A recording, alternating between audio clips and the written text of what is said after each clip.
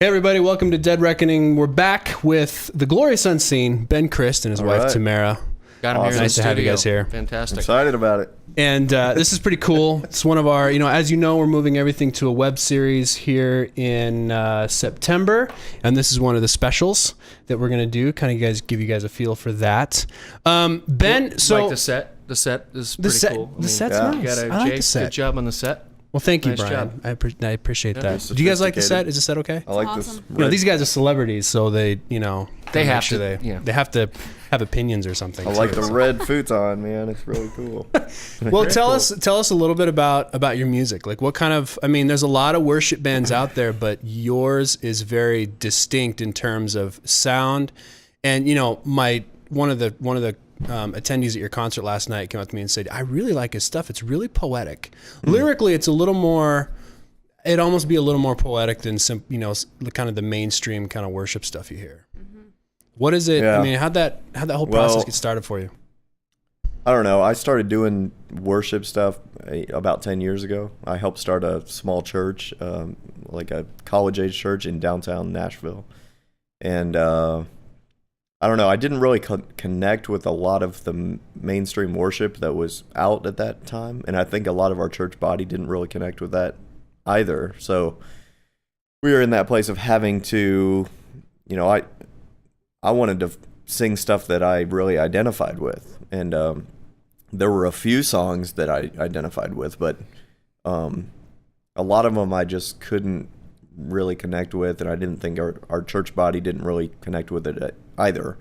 And so, I don't know, I started just singing my own kind of, hard cries, whatever, songs of desperation, just honest lyrics. And I didn't think they were worship songs at first, and but later I played them for some people at the church, and they were like, "Man, that stuff's like straight out of the Psalms, that's just like something David would sing, And so I started singing them in church, and everybody connected with them.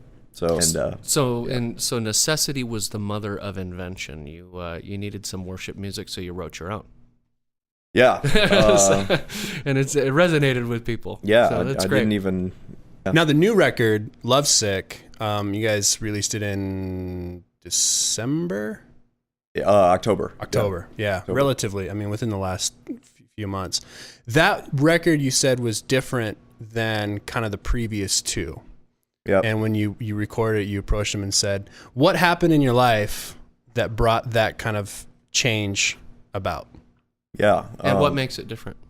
Because I had gone through a divorce, in 2009, 2010, because I was living in Nashville touring, and went through a divorce, and that led me to move to Kansas City to be a part of the International House of Prayer. I just needed a new context, in which to search out the scriptures, in which to learn about prayer, and have some great teaching in my life, and I found Tamara, and this is before we knew each other, but she was on a similar journey, and she found International House of Prayer, and that turned out to be the place for a lot of healing for us, separately initially, and then we met each other and got married last year as well. But yeah, the main difference for the songs is now these songs are love songs without a lot of that confession and shame kind of theme, maybe there's a little of it, but it's mostly love songs and intimacy, and just me being able to really connect with the Father's heart this time, and it's been incredible. There's a harp in my heart, and only you can play.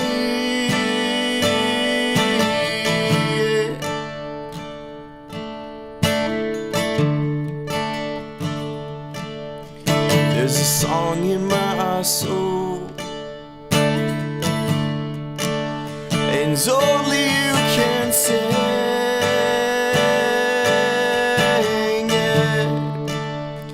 You're so unpredictable.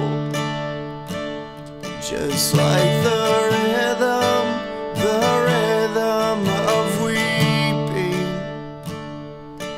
and my life is still so upside down.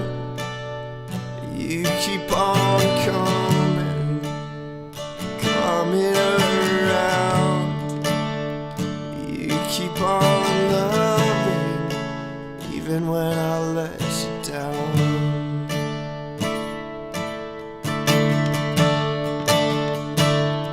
And I am lovesick,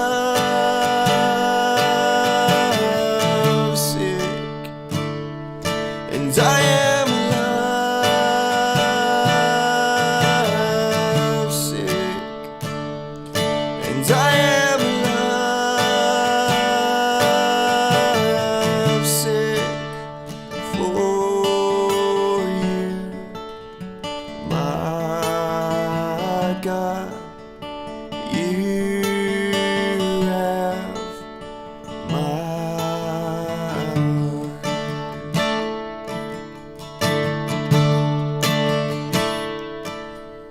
There's a harp in my heart, and only you can play it.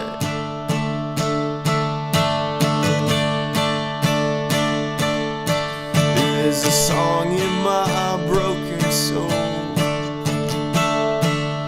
and only you can sing it,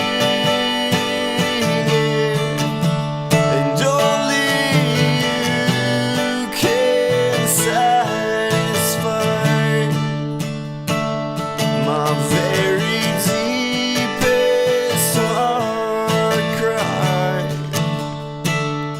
And so I come to you with what I am, just a sinful and weak, broken man who's longing to run, yet struggling to stand.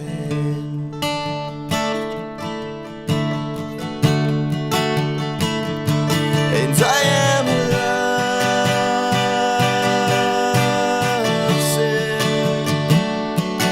I am lovesick.